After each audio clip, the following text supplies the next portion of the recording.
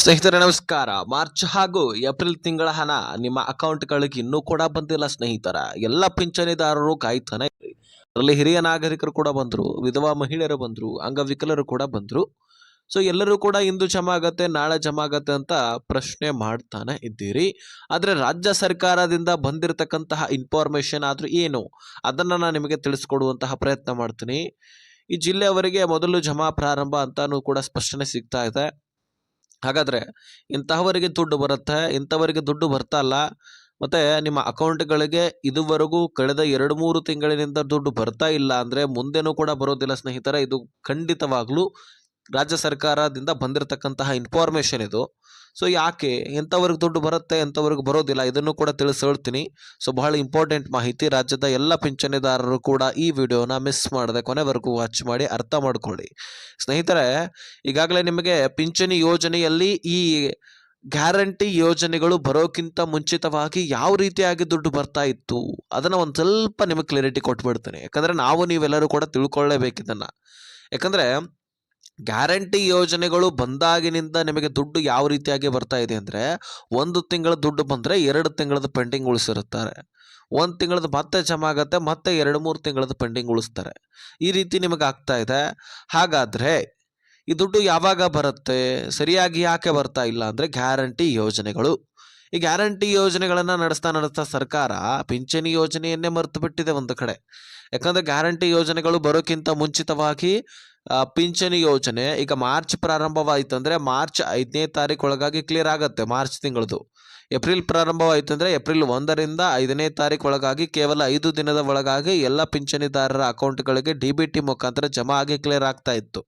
ಹಾಗೆ ಮೇ ತಿಂಗಳು ಪ್ರಾರಂಭವಾಯಿತು ಅಂದರೆ ಮೇ ತಿಂಗಳದು ಕೂಡ ಹಾಗೆ ಕೇವಲ 5 ದಿನದಲ್ಲಿ ಕ್ಲಿಯರ್ ಆಗ್ತಾ ಇತ್ತು ಪ್ರಾರಂಭದಲ್ಲಿನೇ.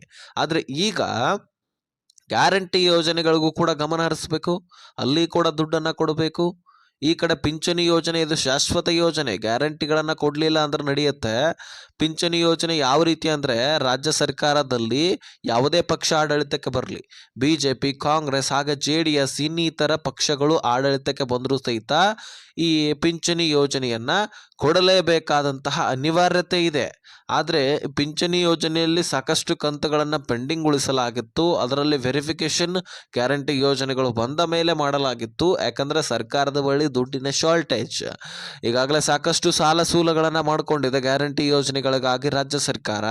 ಈಗ CM ಪಟ್ಟಿಯಲ್ಲಿ CM ಸಿದ್ದರಾಮಯ್ಯನವರು ಹೆಚ್ಚಿನ ಸಾಲವನ್ನು ಮಾಡತಕ್ಕಂತಹ CM ಪಟ್ಟಿಯಲ್ಲಿ ಮೊದಲನೇ ಸ್ಥಾನವನ್ನು ಏರಿದ್ದಾರೆ. ಅಂಥದ್ರಲ್ಲಿ ಈ ಗ್ಯಾರಂಟಿ ಯೋಜನೆಗಳನ್ನು ನಡೆಸ್ತಾ ಪಿಂಚಣಿ ಯೋಜನೆಗೆ ಹೊಡೆತ ಬೀಳ್ತಾ ಇದೆ. ಇದರ ಬಗ್ಗೆ ಕ್ಲಿಯರಿಟಿ ನಿಮಗೆ ಕೊಡಲೇಬೇಕಾಗಿತ್ತು. ನಿಮಗೆ ಆಲ್ರೆಡಿ ಇದು ಗೊತ್ತಿರಬಹುದಾಗಿತ್ತು ಅನಿಸುತ್ತೆ. ಇನ್ನು ಈ ಪಿಂಚಣಿ ಯೋಜನೆಯಲ್ಲಿ ಮಾರ್ಚ್ ಹಾಗೂ ಏಪ್ರಿಲ್ ತಿಂಗಳ ಹಣವನ್ನು ಯಾಕೆ ಇನ್ನೂ ಕೂಡ ಕೊಟ್ಟಿಲ್ಲ ಅನ್ನುವಂತಹ ಪ್ರಶ್ನೆ ಬರ್ತಾ ಇದೆ. ಈಗಾಗಲೇ ಜಮಾ ಮಾಡಲಿಕ್ಕೆ ಪ್ರಾರಂಭಿಸ್ತಾ ಇದ್ದೀವಿ ಎನ್ನುವಂತಹ ಸ್ಪಷ್ಟನೆ ಕೂಡ ಇಲ್ಲಿ ರಾಜ್ಯ ಸರ್ಕಾರದಿಂದ ಬರ್ತಾ ಇದೆ ಸ್ನೇಹಿತರೆ.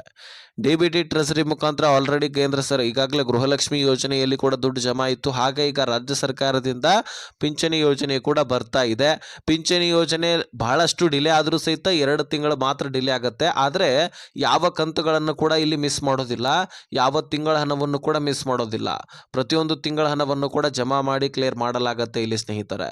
ಹಾಗಾಗಿ ನೀವು ತಲೆ ಕೆಡಿಸ್ಕೊಳ್ಳುವಂಥ ಅವಶ್ಯಕತೆ ಇಲ್ಲ. ನಮಗೆ ದುಡ್ಡು ಬಂದಿಲ್ಲ ಯಾಕೆ ಅಂತ ಪ್ರಶ್ನೆ ಮಾಡೋದು ಅಗತ್ಯನೇ ಇಲ್ಲ. ಒಂದು ಸ್ವಲ್ಪ ತಡ ಆದರೂ ಸಹಿತ ದುಡ್ಡು ಬರುತ್ತೆ, ಖಂಡಿತವಾಗ್ಲೂ ದುಡ್ಡು ಬರುತ್ತೆ. ಈಗ ಜಮಾ ಆಗಲಿಕ್ಕೆ ಪ್ರಾರಂಭವಾಗಿದೆ. ನಿಮ್ಮ ಅಕೌಂಟ್ಗಳನ್ನು ಕೂಡ ಚೆಕ್ ಮಾಡಿ ನೋಡಬಹುದು.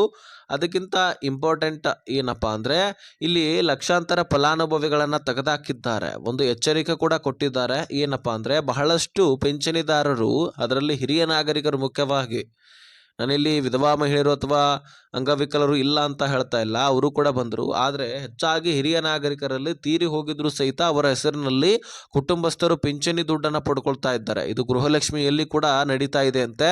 ಹಾಗಾಗಿ ವೆರಿಫಿಕೇಷನ್ ಮಾಡ್ತಾ ಇದೆ ಸರ್ಕಾರ. ಅನುಮಾನ ಬಂದವರನ್ನು ಕೂಡ ತೆಗೆದಾಕ್ತಾ ಇದೆ. ಯಾರು ತೀರಿ ಹೋದರೂ ಸಹಿತ ಅವರ ಕುಟುಂಬಸ್ಥರು ಪಿಂಚಣಿಯನ್ನು ಪಡ್ಕೊಳ್ತಾ ಇದ್ರಿ. ನೀವು ಅನ್ಬೋದು ವಿಡ್ರಾಲ್ ಮಾಡ್ಕೊಳ್ಳಿಕ್ಕೆ ಆಗೋದಿಲ್ಲ, ದುಡ್ಡನ್ನು ಪಡ್ಕೊಂಡು ಏನು ಮಾಡ್ತಾರೆ ಅಂತ.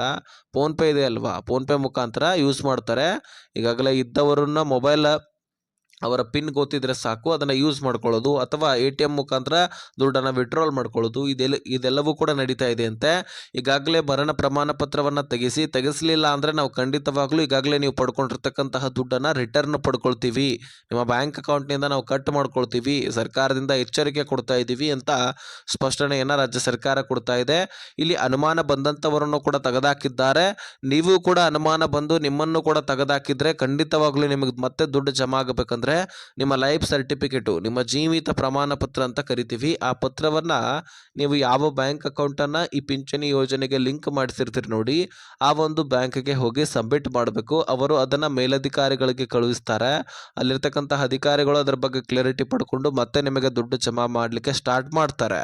ಸೊ ನಿಮಗೆ ದುಡ್ಡು ಬರ್ತಾ ಇಲ್ಲ ಅಂದರೆ ಈ ಕೆಲಸ ಮಾಡಿ ದುಡ್ಡನ್ನು ಪಡ್ಕೊಳ್ಬಹುದು ಸ್ನೇಹಿತರೆ. ಸೊ ಇದ್ರ ಬಗ್ಗೆ ಕ್ಲಾರಿಟಿ ನಾನು ಕೊಡಲೇಬೇಕಾಗಿತ್ತು. ಈಗ ಮಾರ್ಚ್ ಏಪ್ರಿಲ್ ತಿಂಗಳ ಹಣದ ಜೊತೆಗೆ ಮೇ ತಿಂಗಳದ್ದು ಕೂಡ ಬರಬೇಕಾಗಿದೆ. ಎಲ್ಲವೂ ಕೂಡ ಒಂದೊಂದಾಗಿ ಜಮಾ ಮಾಡಿ ಕ್ಲಿಯರ್ ಮಾಡ್ತೀನಿ ಅಂತ CM ಸಿದ್ದರಾಮಯ್ಯನವರು ಹೇಳಿದ್ದಾರೆ. ಹಾಗಾಗಿ ನೀವು ತಲೆ ಕೆಡಿಸ್ಕೊಳ್ಳುವಂಥ ಅವಶ್ಯಕತೆ ಇಲ್ಲ, ಎಲ್ಲವೂ ಕೂಡ ಕ್ಲಿಯರ್ ಆಗ್ತಾ ಬರುತ್ತೆ. ನಿಮ್ಮ ಬ್ಯಾಂಕ್ ಅಕೌಂಟನ್ನು ಒಂದಿಷ್ಟು ಚೆಕ್ ಮಾಡ್ಕೊಳ್ಳಿ. ಚಾಲ್ತಿಯಲ್ಲಿ ಇರಲಿಲ್ಲ ಅಂದರೆ, ಟ್ರಾನ್ಸಾಕ್ಷನ್ ಮಾಡಿಸ್ತಾ ಇಲ್ಲ ಅಂದರೆ ಟ್ರಾನ್ಸಾಕ್ಷನ್ ಮಾಡಿಸ್ತಾ ಇರಿ. ನಿಮ್ಮ ಅಕೌಂಟನ್ನು ಒಂದು ಸ್ವಲ್ಪ ಚಾಲ್ತಿಯಲ್ಲಿ ಇಟ್ಕೊಳ್ಳಿ. ಕಂಟಿನ್ಯೂ ಆಗಿ ಒಂದು ಸ್ವಲ್ಪ ಟ್ರಾನ್ಸಾಕ್ಷನ್ ಚೆಕ್ ಮಾಡ್ತಾ ಇರಿ, ಓಕೆನಾ. ಸೊ ಈ ಇನ್ಫಾರ್ಮೇಷನನ್ನು ಆದಷ್ಟು ಎಲ್ಲ ಪಿಂಚಣಿದಾರರಿಗೆ ಶೇರ್ ಮಾಡಿ, ಹಾಗೆ ಸಬ್ಸ್ಕ್ರೈಬ್ ಮಾಡ್ಕೊಳ್ಳಿ.